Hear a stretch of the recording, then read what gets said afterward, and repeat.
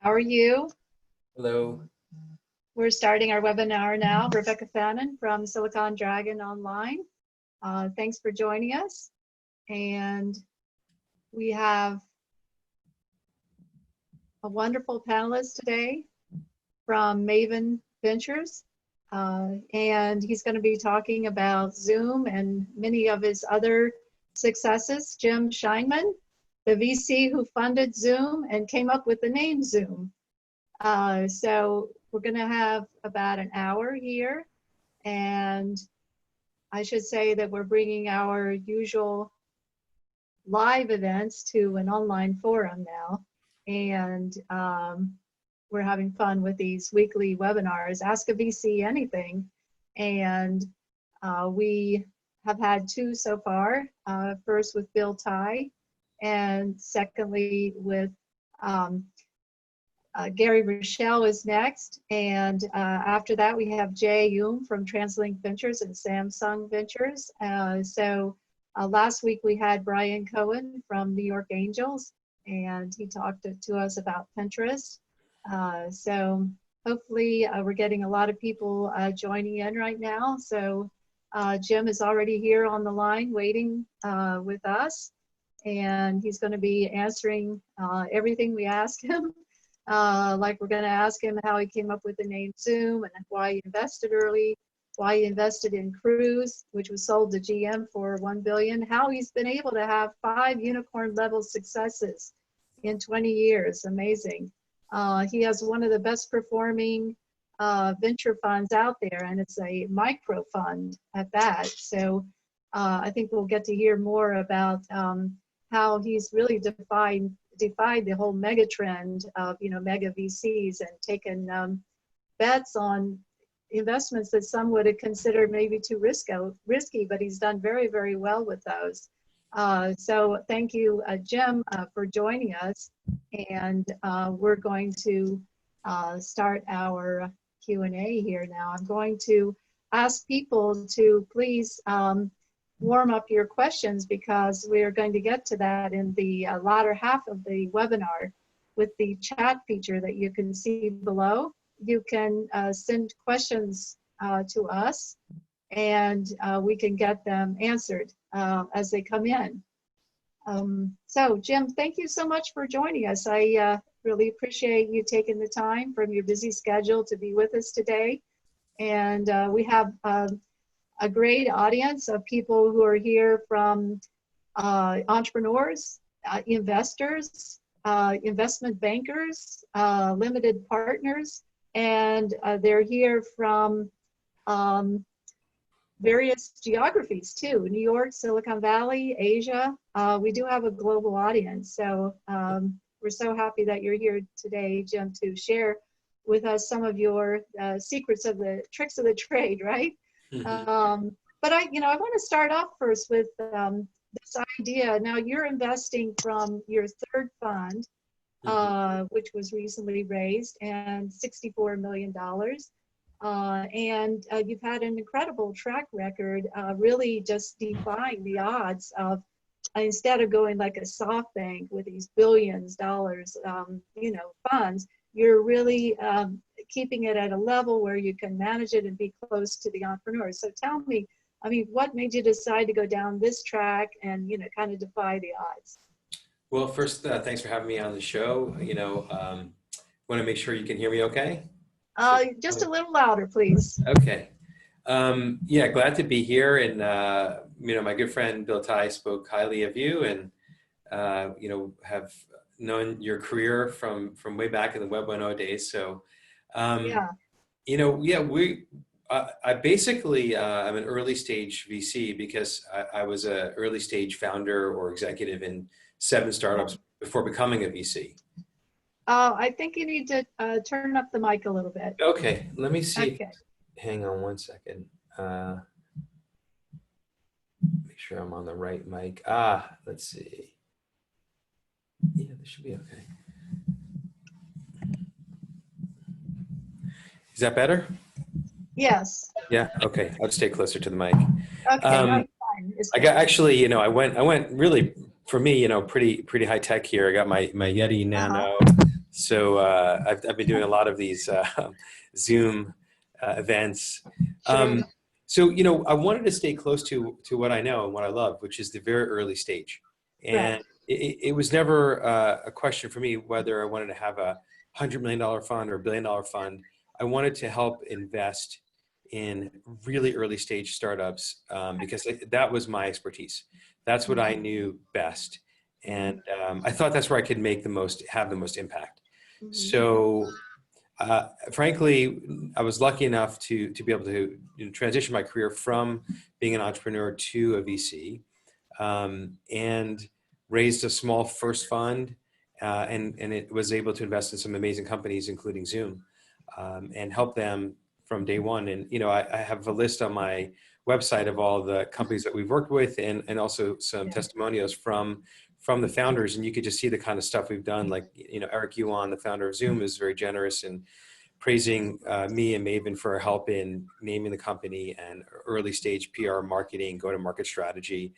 And once in a blue moon, you get really lucky and get to work with amazing founders like Eric and have a company that is truly transforming the way that we live and work in our life. Right. So, and then there are other many examples along the way of companies that we think are going to be great that maybe we didn't time right and ended up not working out. And that's just sort of part of the business. Well, certainly Cruise also worked out really well. Sold to GM for $1 billion, a Yeah. startup in the self-driving category. Yeah, that was a good one. I generally like to invest in future consumer trends. That's kind Yeah. of our business model.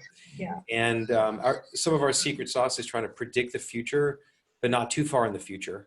Okay. So, in 2007, 2008 timeframe, before I invested in Zoom, for example, I helped start a company called Tango, which became the largest video chat business, competing with FaceTime. And it had, at its peak, several hundred million people using the product. Alibaba invested $1 billion valuation. And so the trend that I spotted when I helped launch Tango was this idea that we're going to be comfortable doing what we're doing today.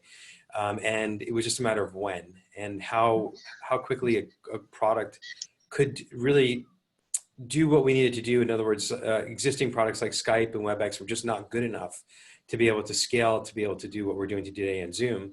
And fortunately, that timing was right. On top of all the other trends, at the time, telecommuting was starting to take off, right? We were starting to do this working from home a little bit, especially Yeah. Gen Z and younger generations. Yeah. And then obviously, the tragedy of the pandemic just accelerated everything, 4 or 5 years in advance. And so we're looking at, early trends before most people. And that's kind of exactly what happened with Cruise. I had in my mind that self-driving cars was not only something that was going to happen in our lifetime, but much sooner than most people thought. And also something that really is important to Maven is it's a vision we're fighting for. It's a product that we're proud of bringing to the world. We think it's going to do good. So why self-driving cars? Well, we looked at it, we said it's going to save 1 million lives a year. It's going to help us get rid of car pollution. It's going to, it's one of the most expensive or the most expensive item that most people buy in their lifetime that sits idle for 98% of the time. It takes up space in your garage or in a parking lot. And frankly, then Uber and Lyft came along. We realized, wait, I like people driving me around. Could you imagine getting an Uber at 10 cents on the dollar, 10% of the cost? And never having to worry about my car breaking down and finding a parking spot and all that. Someone drives me around all the time. There's going to be an amazing world. So I saw that in 2011, and by 2013, I was lucky enough to meet Kyle, who had just launched Cruise at Y Combinator, and we were one of the first investors. I joined the board, and it became our largest single investment in Fund 1, and that $1 billion exit to GM returned our first fund, in addition to Zoom. So it's obviously our 2013 Fund 1 is one of the best performing funds of that vintage, if not the best performing. And then I've seen some figures like returns of 49.9%, 46.5% from your two prior funds. So we're looking for big things for the third fund as well. But it's interesting that I noticed that you had a couple of these mobility startups or self-driving startups in your portfolio, like Maven Mobility. Yeah. which I've actually tried in Columbus, Ohio. Oh, very cool. Yeah. Small. Yeah, they had a product test with Columbus. It was really cool. So yeah, so what happened was, because I joined the board of Cruise and it was a big exit very early on. It was only less than 3 years from start to exit of $1 billion. Yeah. I became an expert in the space, and I thought, well, I could just only have one investment there, or I could do several. And one of my mentors from a distance, he's not a formal mentor, but someone who I admired in his investment skills, Reid Hoffman, taught me a lesson when I was at Friendster as an entrepreneur in the very first social network in the world. I know, Reid was an investor, and I noticed he invested in a whole bunch of companies in social networking. And I asked him one day, why are you doing that? Why don't you just sort of put all your chips on this, one horse, the Friendster horse? And he said, look, I love Friendster. I think you guys are going to do great. But there are other companies that I think could do very well in this space. I just don't know who's going to win. I know that social networking is going to be a massive multi-$100 billion market opportunity. And so he ended up not only investing in 4 or 5 other successful social networking companies, including Facebook, but also started his own, LinkedIn. And so I didn't start my own self-driving car company, but I decided this is going to be a multi-trillion-dollar market opportunity. I should invest in several companies and help them win. And fortunately, that we decided to do that because we have a couple of them, including Maven Mobility, which just raised a $50 million round from Toyota, doing incredibly well. But we also had first check into Embark, which is the best, largest, fastest growing self-driving truck company. And we have several others, which I think all of them could be multi-billion-dollar companies in the next, foreseeable future. And so, yeah, we're excited about those companies. Sure, you should be. Well, do you think that your micro VC strategy, is this filling a gap in the marketplace that, we have these huge funds, we have growth funds, we have first round investors? What do you think? Are you filling a gap in the marketplace that startups need this kind of, fund to exist?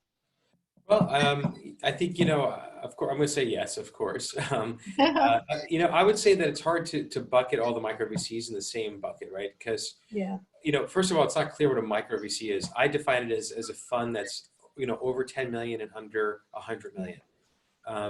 You'll have people who say it's under 50 million. And so it's hard but it's clearly a fund that's under at least 100 or 75 million and is focusing on that first investment, either the very first check-in or before the A round. So we invest in the pre-seed, seed, or seed extension rounds. Our sweet spot is really the seed rounds. We do a little bit on the pre-seed, which we just did a pre-seed round, which could be, anywhere from a $3 to $7 million valuation. Our sweet spot's really the seed round, probably 5 to 10 million or $12 million valuation. And then sometimes we do a little bit larger valuation rounds, the seed extensions. And once in a blue moon, we'll do like a small A round. And our check size is usually $1 million. We'd like to get 7 to 12% ownership of a company and roll up our sleeves and help out for a year. I think that there's a huge demand for that, and there's a huge need for that. Now, there's a lot of money flowing into early, right? Some of the $1 billion funds, they're A and B funds, they're great funds, are now doing seed investing. But it's more of a spray and pray strategy. They're not really helping the companies out. They're giving 250, 500K here and there. There are a lot of other micro VC funds that are doing 25, 50, 100K checks in hundreds of companies a year. It's just a different strategy. We only invest in 4 to 6 companies a year. And it's only 2 of us, 2 partners, my partner Sarah and I. And that's because we can then really work with these companies. If we're doing 5 or 10 investments a year, we can't really help them. Right. So that's our strategy. You do follow on. Yeah, of course we do follow on investing. And we'll do into the B, C, and D rounds. Sometimes if they become $1 billion companies by their E rounds, we can actually sell a little bit of our early holdings at $5 or $10 million, take some money off the table, return our fund, and still have 70% of our investment to ride for the future, which is been a very successful strategy for us. Yeah, well, you've had a lot of your portfolio, they either go IPO or be sold. One sold to AOL, one sold to Ford, one sold to GM.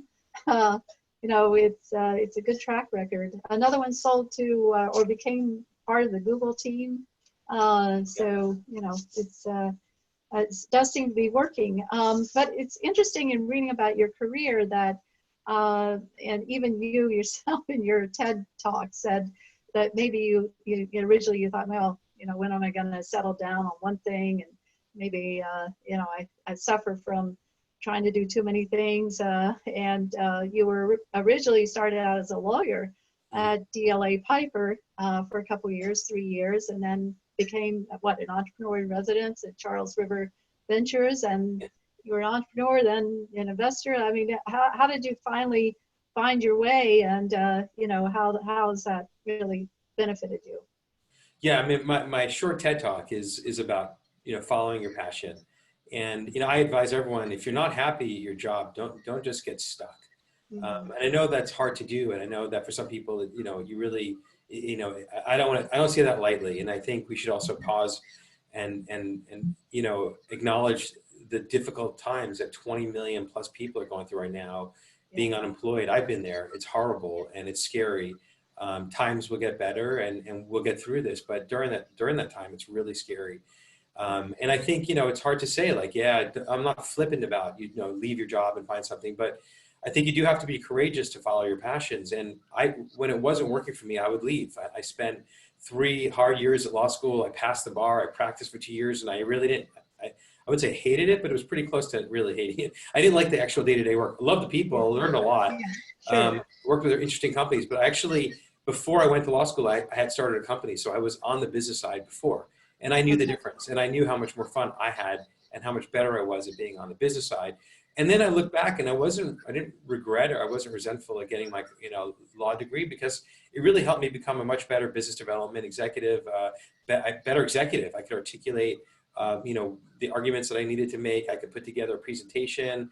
I could help people with their writing skills, which became actually very important as we were building new products and try to explain what these things are, like social networking, to the world. Yeah. So, I think you build on all these expertise, and I actually love being an entrepreneur, and I thought that was going to be the end job for me. But then I found that being a mentor coach as a VC was even a better fit.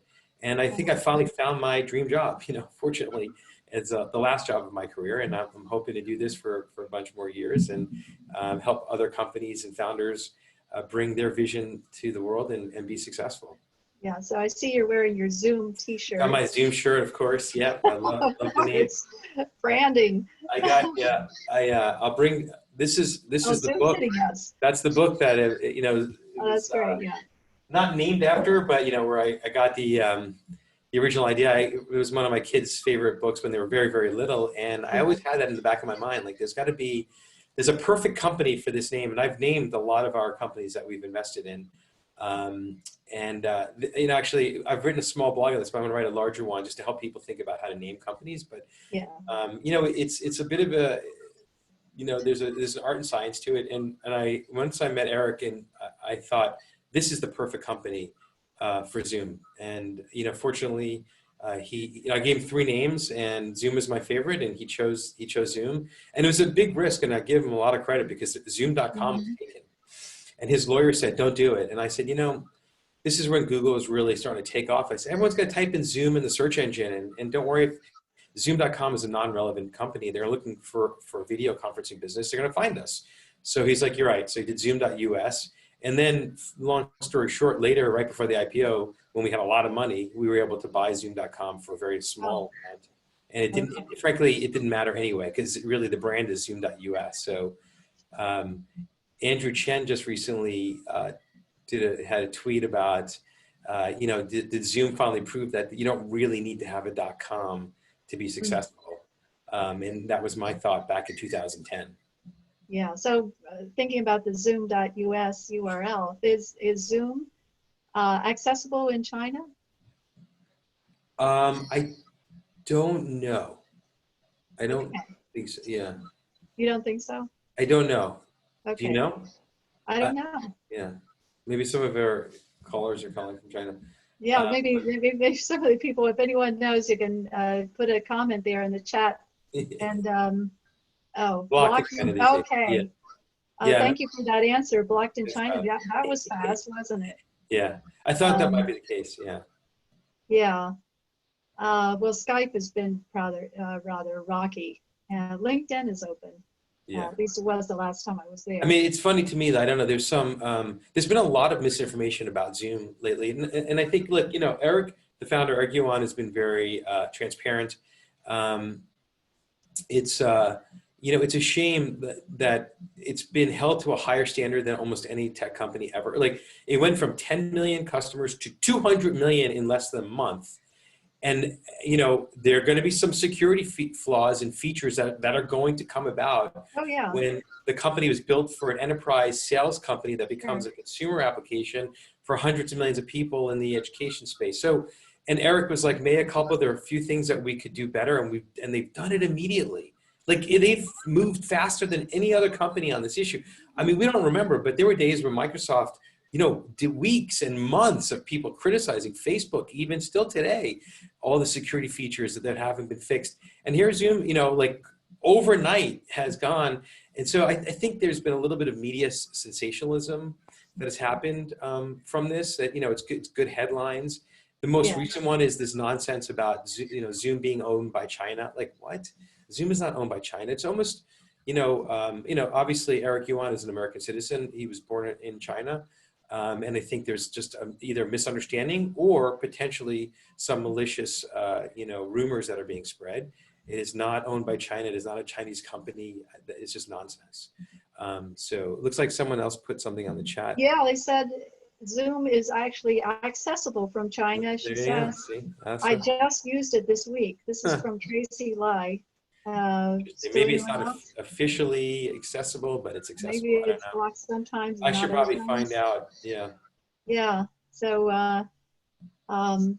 right. So, well, I think we could move on to some of the issues that we're facing today with this coronavirus. And you read a really interesting blog about some of the changes that you're seeing happening in the consumer tech world. And I'm just curious if you could elaborate and talk about which ones of these you think might be here to stay. Of course, we're seeing, people working from home and Sure. distance learning and takeout and grab and go stores and exercising over the internet. But I mean, how many of these things do you think are here to stay? Is our life going to be ever the same again, back to normal, whatever Yeah, I that mean, I think means? we're going to get closer back to normal. Obviously we still are going to always crave human connection, and we're going to go out and, but I think things are going to change forever. Like, we're not going to go back fully to the way normal was. It's going to be a new normal. Part of it will be dictated by the fact that we won't be able to do all the things normally for the next year or two until we have, a vaccine and a cure for the virus. But even when we do have that in a year or two, I don't think that lots of things are going to go back to them. For example, the idea of having to travel around for conferences or meetings for salespeople and others and marketing folks are not necessarily, it's going to be different. I think we can do that via Zoom now. We know that. We are doing it via Zoom, and people realize how effective it is. And I think the notion that, bosses and CEOs worry that their people are going to be working, they don't have a choice now. They have to trust their people. And guess what? They're seeing that their people are working, and that's going to get even more efficient when these amazing startups are building tools on top of Zoom to make it even a better place to meet and do meetings and recordings and notes and transcriptions. And, I mean, it's just going to get better and better and more efficient. I want to be clear. I'm not saying we will never have office spaces and never not meet in person again. Clearly, that's not what I'm saying, and that's not the way that the future is going to be. What I'm saying is, let's say you went into the office 5 days a week. Maybe you go in 3 days a week and stay and work from home twice a week, or 3 days a week you work from home. Like, people are going to be much more comfortable with a fluid situation, and we're going to have a different set of trust in our workplace than we had in the past. I think it's going to be good and healthy. And I think that we're not going to be seeing as much commuting traffic, and that's going to make people happier, more productive in their life. So I think it's going to be a good thing, and I think Zoom is going to be leading the way there. It's certainly going to help clear the air as well. I've never 100%. seen the skies look so clear. Amazing. Yeah. I agree. That part is really good. Yeah, I mean, look, the other thing that's interesting is this idea of blurring the family, the home work, right? My dog probably won't be barking today, but if he does, he does, and we're all comfortable with that. And, soon there'll be features on Zoom. I'm sure that'll block all that background noise out. And, That's Yeah. fairly straightforward to do. It's probably coming any day. But you know, the point is that it's okay. I like our Maven staff meetings and team meetings. We've got, you know, we're meeting each other's families, and that's great, which makes us a closer team. And I think it's going to make us more efficient workers, and that shouldn't change. And this idea of, you know, virtual conferences, like, again, like, I think this is one of the things we're really excited about. We are looking to invest in a virtual conference platform built on top of Zoom. We think that is going to be, look, I think that that makes sense to do in-person conferences for sure. That's going to keep going. I go to my TED conference every year, and I hope they never stop that. But you know, there's a lot of conferences that just, you don't need to fly and spend 2 days in a hotel and miss 3 days of work. And you can do most of that very efficiently in a virtual conference space for a lot of different industries. And I think that will definitely happen. There'll be a balance of, maybe you'll do one in-person conference a year and then multiple smaller virtual conferences throughout the year, building up to the one main conference. And it's just going to be an amazing business opportunity. And we're already seeing startups that are getting funded here, and we're looking to invest in one as well. We're meeting everyone in the space. And you're meeting them over Zoom? You're meeting them over Zoom, of course. Absolutely, right? yeah. We're not meeting anyone in person. Everything's over Zoom. By the way, we've been living, because we've, you know, test all of our company's products. So we've been basically living like most people now for the last 7 years. We've been doing primarily Zoom calls. We've only once before have not met the team before we've actually invested. There was one company in New York that we didn't actually meet before we invested, but other than that, we've always met. We actually just did our first deal, which we never met them. We did it over Zoom. You know, and we're excited. It's a social networking play, a video play built on Zoom. Great company, which we'll be announcing soon. And I think we'll do more of these. And, you know, I still would like to meet the founders in person once before we make the actual investment. And when we get back to normal, we'll be doing that. But no, we've been filtering, and we do about 3,000, you know, we see 3,000 companies a year for our 6 investments. So we had to have Zoom to be efficient to do that, right? But yeah, there's going to be amazing changes in the way that people meet and do virtual conferences. One other thing that's really incredible that's happening very quickly is in telemedicine, right? Again, this is a trend that we saw, but because of HIPAA and all the laws, it was moving slow, we didn't invest. And then boom, overnight, we, you know, because of necessity, right? Necessity is the mother of all invention. We had to get rid of all these ridiculous legal HIPAA requirements and said, doctors, you can go meet your patients because it's not safe for them to come to the hospitals right now. Obviously, you can't do any perform surgery, but you know, people are going right now through telemedicine like never before. And similarly, mental health, right? Yeah. I mean, the mental health industry is booming on Zoom. Literally, hundreds of thousands of people are using it. Millions of people are getting their therapy, group therapy sessions on Zoom today. And that's, again, will it go back to normal? There will be a balance. I think maybe if you're in a therapy session, maybe you go meet your therapist once a month and then you do Zoom twice a month. Or, you know, there's going to be a balance of this stuff. It's going to be fascinating, and I think in a very healthy way. And we're looking at companies in the telemedicine and the virtual therapy space. We're very excited about doing investments there. Yoga on Zoom, right? Yeah, yoga on Zoom. We looked at some yoga stuff on YouTube and app stores, and, you know, fitness on Zoom. There's a company that we're looking at there's a Zoom app marketplace competition, which is really interesting, where companies, we're going to be investing in one out of hundreds of companies apply. I think 600. We're going to get down to 10, and they're going to do a Shark Tank presentation to Maven and Sequoia and Emergence, and we're going to choose one to invest in, and they'll get a big promotion on Zoom. And one of them is doing sort of this platform. When is that? When is that happening? We're going to start promoting. That's going to be in May. It'll be early May, and it'll be open to the public to watch it. Yeah, it's going to be kind of fun. Oh, okay. I think it's May 8th. But yeah, keep watching the Zoom blogs for that. And it's an idea that I had about a year ago, and I'm super excited that we're actually doing this. But you know, one of the companies was building a platform for people like small yoga studio shops and, you know, individual fitness trainers to build their business on top of Zoom. That's a great idea. That's $1 billion business idea for sure. I mean, there's so many more. A couple of our companies have been the beneficiary of some of this. One of them is called Epic, which is the largest platform for kids ebooks. And, you know, kids, how many kids? Everyone's home. There's no one going to school. Parents are just tired of screen time and video games only. And now they realize, well, there's this Netflix for Kids ebooks product with 30,000 amazing children's books there for $7.99 a month. I mean, it's so reasonable. And their kids are loving it. They're reading because we gamified it and made it really easy to use. And we have great content on there. And the business is booming. It's absolutely booming. And it's amazing. And thank God, this is one of those companies that all of our businesses, we're so proud to bring to the world because we're helping kids continue to read and make this world a better place. And we love that business, and they're doing incredible. It's EPIC, Epic. Another one that we recently invested in called Zippin is in competing with Amazon Go, where you go into a store, you grab stuff. Yeah, the grab and go. Grab and go, and you never pull out. So think about that in a pandemic time and even post-COVID for the next couple of years.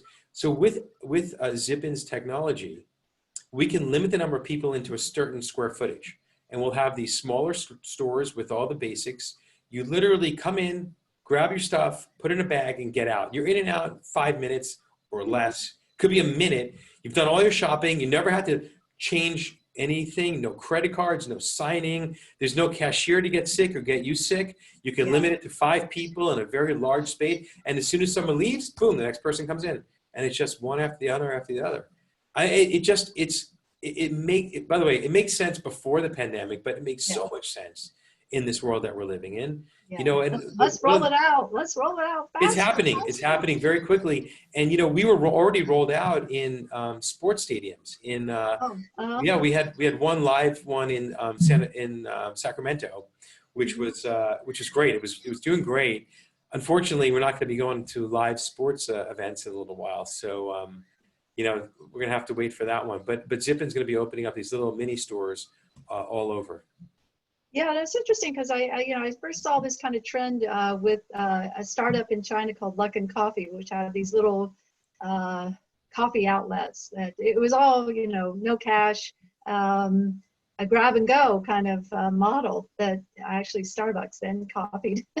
And the idea of not using cash, certainly China's way ahead on that too. But it's interesting to see these trends, become more global and now become faster moving because of this situation we're in now with the coronavirus.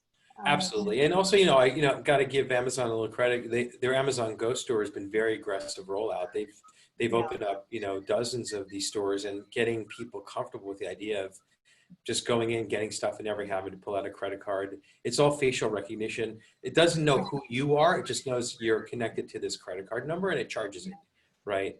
Someone asked a question, what is the name of the company for the kids' books? It's E as an elephant, PIC, Epic.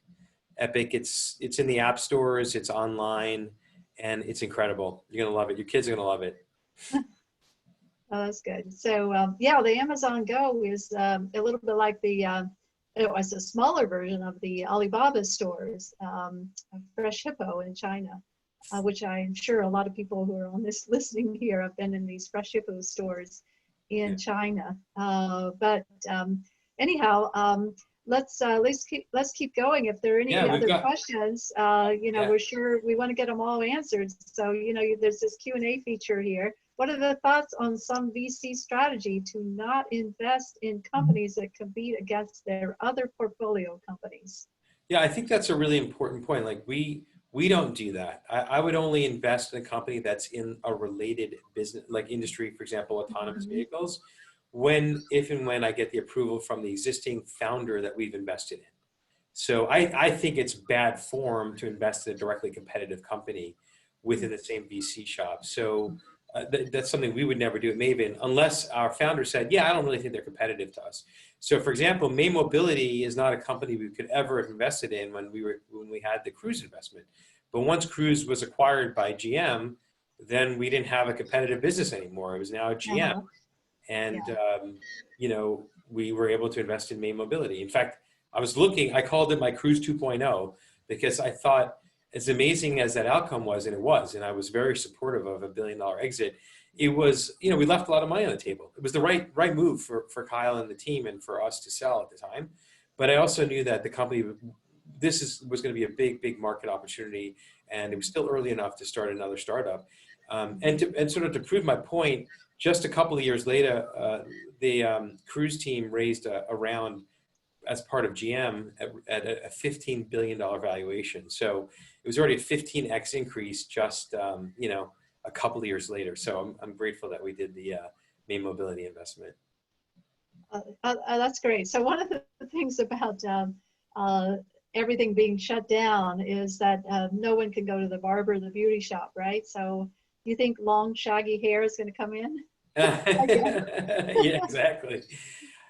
Yeah, it's an interesting, I mean, there's the whole appearance trend starting from hair and, facial hair and clothing. I mean, I think people will probably most likely get back into their habits of hair, but I do wonder if more and more of us are going to start wearing sweatpants to work, or just the comfortable clothes that we like to wear as opposed to what you're supposed to wear. And yeah, exactly. Yeah, I'm with you.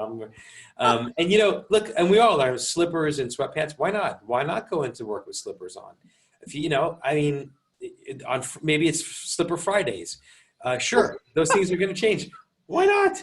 It already happens a lot in tech, in the tech businesses out here, but not so much around the United States, around the world. But I think it's going to happen in a lot of places where it'll become a lot more casual. Except it's maybe certain industries, and I absolutely think so. Yeah. So, well, I don't know about New York City or London. Maybe there's still going to be, suit and tie. You can't get into certain clubs without a suit and tie. But anyhow, definitely Silicon Valley set the mold on, the casual attire for work. And anyhow, I'm also wearing my unicorn socks. So I'll show those as well. Nice. My unicorn socks. Got the unicorn socks. Good. Thank you. Okay, so anyhow, it's all about branding, which I know, Jim, you're great at the branding. You should have your dragon socks. Why don't you have black dragon socks, right? I have a Silicon Dragon T-shirt. There you go. Maybe, I don't know. I didn't want to go that. The next episode, you should be wearing the Silicon Dragon T-shirt. So we got our Maven Ventures background there. I'll talk a little bit about distance learning because I think that Zoom and this pandemic has changed the way that education will function going forward. I don't mean that we're going to close all elementary, high school, and colleges, right? No, that's not going to happen. But I do think that there will be a notion that we'll be able to do distance learning in addition to in-presence learning, even in elementary schools. There are kids who probably will learn better from home.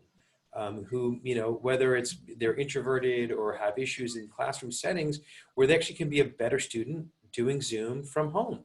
Frankly, flip it around. There may be teachers who will really appreciate being able to work from home a couple of days a week and be with their kids and not have to commute, 2 hours each way to get to school. I think it's going to change things for the better, in the positive. And it should. And I think there are going to be a lot more flexible work schedules and school schedules and even more of an impact at the higher level, in the college level. And I think we haven't even begun to imagine how that could change this multi-trillion-dollar industry of higher education, university and colleges.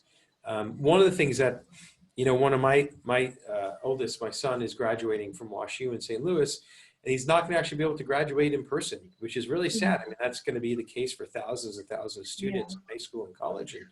And I think, though, there are ways that you could do this on Zoom that it doesn't become so sad. For example, there may be, and I've written I did this blog, you can see it on Medium, hope post COVID-19, some of the consumer trends. You can just look me up on Medium. And I go into some detail about this because I've thought a lot about how you can not only do graduations on Zoom, but how maybe you can even improve it. So for example, now there's some people who love sitting through a 3-hour graduation just to watch your kid go up. But most people probably will be okay with, the opening speakers and the 2 minutes watching your kid and maybe a few friends go up and you clap. Well, you could actually, instead of being there for 3 or 4 hours in the hot sun, you could do this from your own home and see let's say it's Steven Spielberg speaking or Barack Obama. You get to hear the speech, and then they'll say, if your last name starts with an S, come back in an hour. And you have to wait 15 minutes for the S names. And you get to see a picture or video of your child that maybe they do that gets approved by the university, but like it's actually pretty meaningful. They can show a 2-minute highlight of their time in the university. And you get to experience that, not only you, but imagine you and all your friends and family that would never get to go see this graduation can experience it with that child graduating. So there could be dozens and dozens of people, and their friends can actually pop in to see their friends graduate. So it becomes actually, in some ways, even more powerful and meaningful, and much more efficient. You know, I mean, so when you rethink of things in the virtual world, it doesn't have to be sad or wrong or worse. It actually can be in some ways better. Yeah. And that's just one small example. Oh, yeah, absolutely. How do entrepreneurs reach you if they have they want to pitch you a great idea like the one you just mentioned? You know, look, we're really accessible. We always say, if you don't know, you know, either me or my partner Sarah or Colin, our associate, or Robert, you know, then you should get to know us through someone. In other words, we're probably 1 degree connected to you somehow. And so it's your job to go and do a little bit of homework to figure out who can recommend you to us, because then you come in as a trusted source, and then pitch your idea in a couple of sentences. We're very specific on what we invest in. If you're doing a SaaS enterprise, big data hardware thing, that's not a good fit for Maven, we won't meet you. It's no offense, it could be a great business, it's just not what we do. If it's consumer software, if it's, you know, something around autonomous, if it's in that realm, and consumer software is very broad. You know, we do fintech and social networking and healthcare, and, you know, I told you some of the businesses we're looking for: virtual mental health companies, telemedicine, education. What about real estate and prop tech? We do some real estate, and we have a company called Eden, which is a you know, a really successful real estate business we've done. Real estate's tough for consumer software investors. You know, it's hard to disrupt that industry. I think there are going to be some disruptions. We've looked at a lot, and we're happy to look at that space. We just haven't done much there yet. We do like, you know, there's an idea that we're looking at, which is family software. So we think that there's a need for like a Slack for your home, so you can manage your home life just like you manage your work life. We think that there's going to be some interesting billion-dollar software companies that will help the seniors, you know, 65 plus, who have already been tech savvy, but post-pandemic, they're all learning how to use Zoom. I mean, they know, they're on TikTok, you know, it's really, it's amazing. Yeah. And like, I was going to ask you about TikTok, but and you know, there's no reason why we can't find a billion-dollar software company that can help seniors have a better life. And we actually invested in a company called Genève, which is helping women from post-menopause. So we call it second half of life. We think there's huge opportunity for, you know, the 55 million women who have gone through menopause, will be going through menopause, and have, you know, another 40 or 50 years of life. There's a brand that we're building around this, and a lifestyle. And, you know, and we think that there's many more opportunities to build billion-dollar companies for that demographic. You have something equivalent for men? Yeah, absolutely. For men, for women, for, you know, couples in that life stage. And you can always reach me. I'm very active on Twitter. I'm at Jim Scheinman, first name, last name. And, you know, you can DM me there if you have an idea in any of these spaces. You know, Colin will take a quick look at the deck. If it's interesting, we'll do a Zoom call. You know, happy to meet companies and help out as best we can. Colin is one of your associates there, right? Yeah, he's our senior associate, yeah. Okay, so Tyler wants to know about WeWork. Is WeWork over? You know, I don't think it's over. I would say that they're, you know, the WeWork companies are going to be struggling, just like any kind of you know, real estate play for the next year or so. But Eden, for example, is the largest office management software business. It helps office managers do all their work. So whether it's cleaning or, you know, hanging up pictures and TVs on the wall or IT stuff, Eden has local companies around the United States, around the world, that will come in and do that for you. It's a software platform.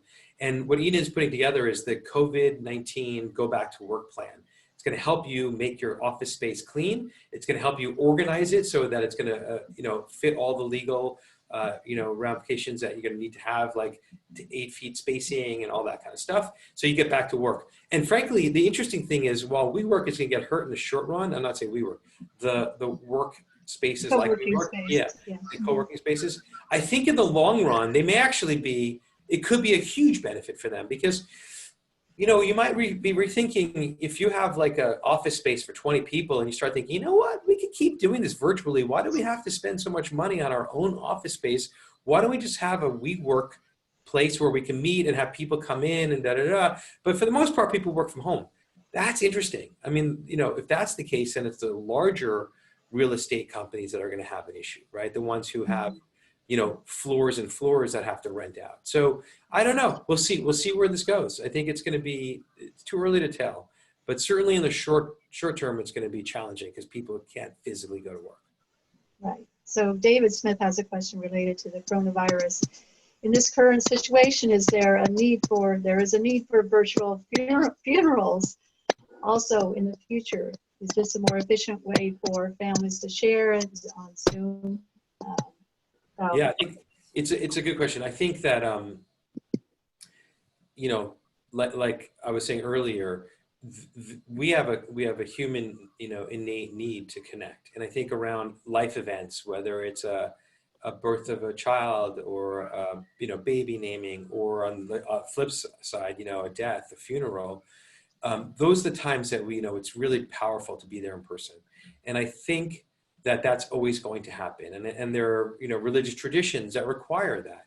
With that said, I think that, that a very good and valid question is, can you, you know, augment the number of people who can then attend a funeral in a respectful way via Zoom, right? And by the way, like this is something that I've been thinking a little bit about, because right before the pandemic, my uncle passed away, and I was not able to make it to New York on the short notice. Now, and you know, and I was really, really upset and sad and bummed, and it was like a choice. And that, this is just a month ago. You had a choice to go to a funeral. Either you show up or you don't go.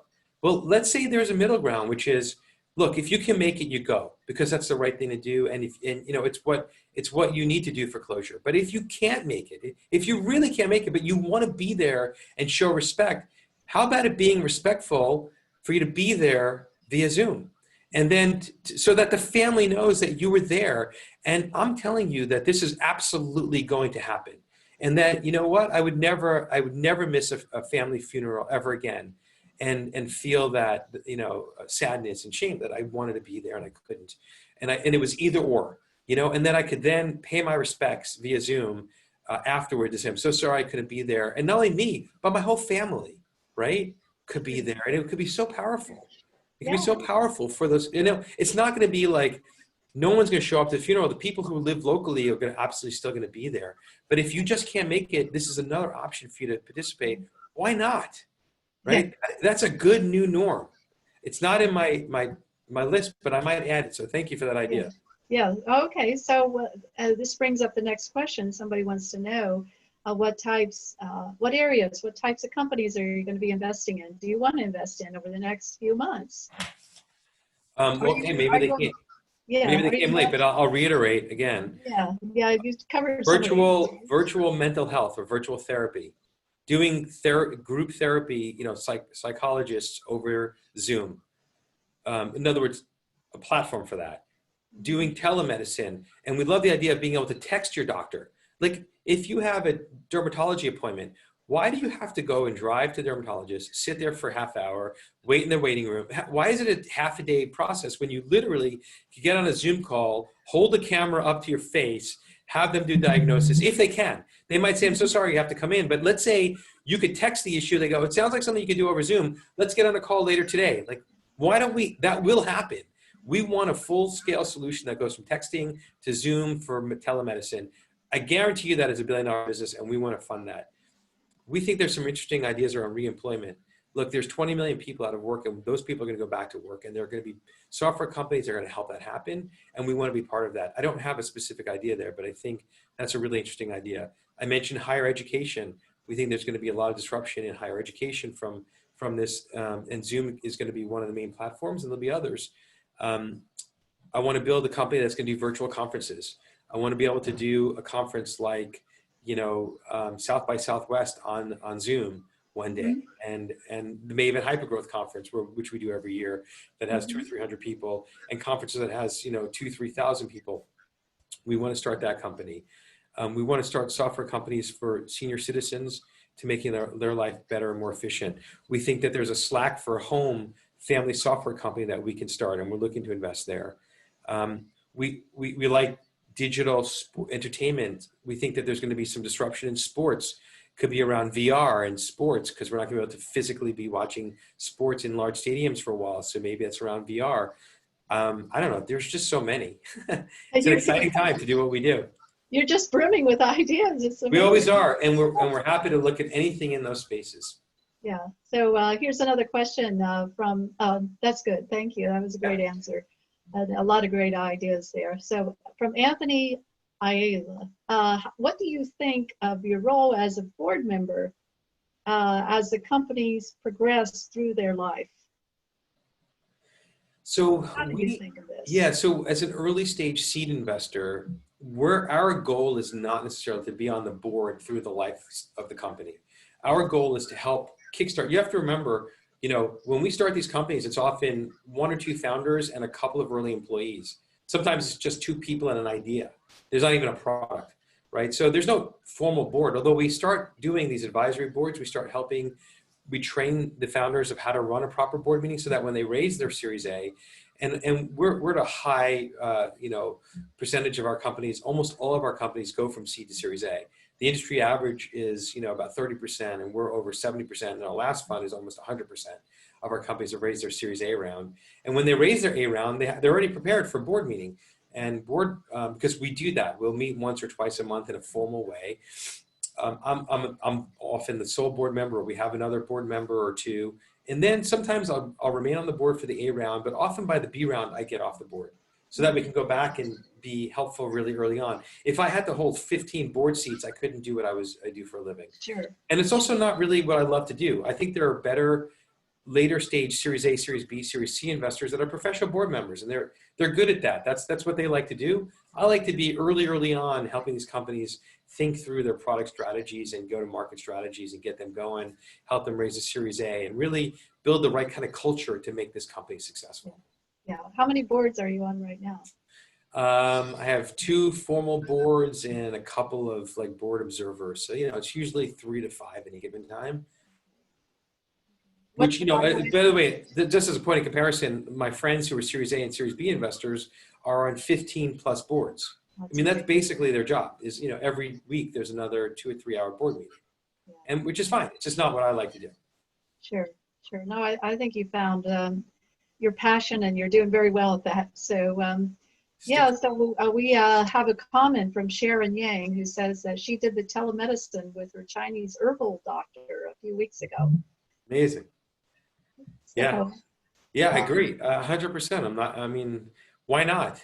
Why not? And frankly, here's the interesting thing. This gives me an idea is that, I don't know if I would do, I don't know if I physically would walk into a Chinese telemedicine, herbal healing center. But if a friend of mine recommended I do it, and there was no friction, it was easy for me to meet the person through Zoom and learn about what they do and go through that, then I might actually be open to exploring something new, right? So could you imagine a world where you have something that you have migraines and you go to a platform and it's a telemedicine platform. It's like, look, here's your traditional Western medicine doctor that can help you. You could also buy, medicine over the counter, or here are the non-traditional alternative medicine solutions for that. Would you like to talk to someone and right now and do a 5-minute or 20-minute Zoom with them and learn what they can do? Sure. Right? It's interesting. That's the future. Yeah, it is. And speaking about virtual events, Silicon Dragon has pivoted in this whole crisis situation. We had an event that was supposed to happen in Sydney in March. That didn't happen. That's postponed until August, maybe. We had an event in Hong Kong that was postponed to July and now postponed to probably November. Wow. So we're rocking. we're going with the trends here and going online with Silicon Dragon. And so we've started this series, Ask a VC Anything, which has gotten off to a good start. And so I'm wanting to continue that every week, probably on a Thursday when we can. And we're toying around with different time zones because we do have a global audience. So this 4 p.m. is 7 a.m. in Hong Kong and in China, and 7 p.m. in New York, East Coast. But it's not great timing for Europe. So if anyone has any suggestions there on how to handle this, and also Jim, for your new investment in this virtual platform, that they need to figure this out too. If there's some way to work around it. Exactly. By the way, you know, a good virtual conference platform would enable you to choose the time so that you would know exactly what time it is where. And then what can happen is the people in Europe can log in later, you know, for whatever they paid, but they wouldn't get the live Q&A, but at least they can watch it, right? Yeah. And so you guys we are doing on-demand recording. So anybody who wants this on-demand recording, we have it afterwards, and we'll share it out with those who registered. So we are trying to keep this as a registration-only event because of there was the Zoom bombing issue with Zoom meetings because you didn't require a password to get in, but we are requiring a password to get in, trying to have some control over it that way. But here comes another question, which I think is a good question, and we may have to wrap it up after that. But they wanted to know, what kind of founders are you interested in partnering with? Yeah, and we blog about this in our Maven blog, so you can always look it up later. But you know, look, the two things that we care deeply about when we're doing a early investment, clearly the founders are critical, and also the vision worth fighting for. Those are the two things that we care most about, and we have 10 different filters and criteria for each of those. And you know, the vision worth fighting for is simply, could this be a $1 billion company? Is this a company we'd be proud of bringing to the world? There are a lot of $1 billion companies we pass on because we just don't think the world needs another sugar delivery business or whatever. You know, like, it's just not interesting. Or we don't do cannabis deals. I'm not going to pass judgment on people who do. It's just not something that we're excited about. You know, and we see, you know, really interesting companies that we think, you know, at scale, that's going to be actually worse for the climate. So we don't want to do that. But if there's a great company with a great vision worth fighting for and exciting, then we look at the team deeply. And we often like 2 founders. We think that 2 founders generally is the best number. We'll do sole founders like Eric Yuan, especially if you're already experienced and you've already done a startup or 2, and you're technical. It's one of our huge filters. Like, even though almost all our companies are consumer focused, and by the way, Zoom also, you know, like many of our successful companies, pivot to non-consumer. So we have companies that are very successful enterprise businesses that maybe started with a consumer bent. You know, so if you're already you know, have started a company, and it could have failed, that's helpful because you're not a first-time founder. With that said, we've invested in many first-time founders too. But what we're looking for there is someone who's coachable. Like, we want someone who will listen, take good advice, and make good decisions. With someone who's passionate about what they're doing. Like, why are you doing this? Why are you going to spend the next 5 or 10 years of your life to do this? If it's about, well, we think it's a good idea, we're going to make money, that's usually not enough. Now, there's got to be some kind of insight that, like, why you? And it could be like, you know, this is something you've been thinking of. Kyle Vogt, for example, when he was at MIT, the founder of Cruise, he was building self-driving cars when he was at MIT. You know, he was part of the DARPA challenge. This was a vision that he had for his whole life. As a kid, he used to take toy cars and make them self-driving. He showed me a video of it before we invested, right? You can't make that stuff up. And then he was lucky. He pivoted later into a startup that got into Twitch. He made some money. And then when he started his own company, he got back to self-driving cars. So on the outside, you'd be like, wait, you were a gamer. Well, you were at Twitch. Why'd you do this? He was like, no, I got lucky with gaming. My passion is self-driving cars. I'm like, great. And you're technical, and you're smart, and you're a business, you know, minded person, and you're driven, and you're hardworking, and you're trustworthy. You know, like, those are the kind of filters that we look for. And if it's a team like that and a vision worth fighting for, there's a good chance we're going to invest, especially if it's in one of the buckets I talked about. Yeah, no, quickly. I mean, you've had so many successes. Any lessons from any things that might have gone astray? Yeah, no, frankly, I'd say I've learned more from the companies that didn't succeed than the ones that did. And, you know, the most important lesson is, you know, this is all like my career, like all of our lives. It's not linear. You know, the best path is a zigzag path. And when you're doing startups, you're going to have more down days and up days. And it's those resilient founders who get back up and say, you know what, it's okay. We made a mistake, or the market, something happened. I mean, look, even successful companies, wildly successful companies like Zoom, you're going to have a bad day. You know, you can't let it get you down. You got to do what Eric is doing, which is, you know, be present and be open to the criticism and start doing stuff and making the product better. And he did, and he's doing the absolute right thing. And I think in the long run, it's going to make Zoom, which is an incredible product, even more amazing, even safer, right? And we, you know, months from now, we'll look back and it'll be like, oh, thank God that happened. It's such a better product today, right? And it was already an amazing product. And that's what you have to do, is like, you know what? Yeah, it's going to get you down for a little bit, but you got to get back up and keep fighting for another day. Okay, that's great. So we usually do have a happy hour Nice. or a networking event at our live event. So I brought a glass of wine. You didn't tell me, otherwise I would have had mine too. Sorry. Anyone else out there who wants to, you know, join in? But yeah, thank you. Toast. Thank you all for listening. And I hope that you'll come back next week and hear Gary Rochelle, who's going to be talking with us. And Gary Rochelle is the fellow who basically pioneered U.S. Asia or U.S. China venture investing, or he helped to pioneer it with Scheinman Venture, one of the really very successful U.S. China venture capital funds. So also, I just wanted to point out that if you want to reach us, there's a lot of ways to reach us, Silicon Dragon, and on Twitter, on WeChat, of course, on YouTube, Silicon Dragon videos. We have our weekly newsletter, our events, my books, my latest one, Tech Titans of China, our membership network, and you can find all of those goodies on our Silicon Dragon Ventures website. So thank you very much for tuning in, and we hope to see you next week. Thank you, Jim. That was wonderful. Thank you. Great insights. Really, really appreciate it. Thank you. Have a great night. Bye-bye. Okay. Have a good night. Bye, everyone.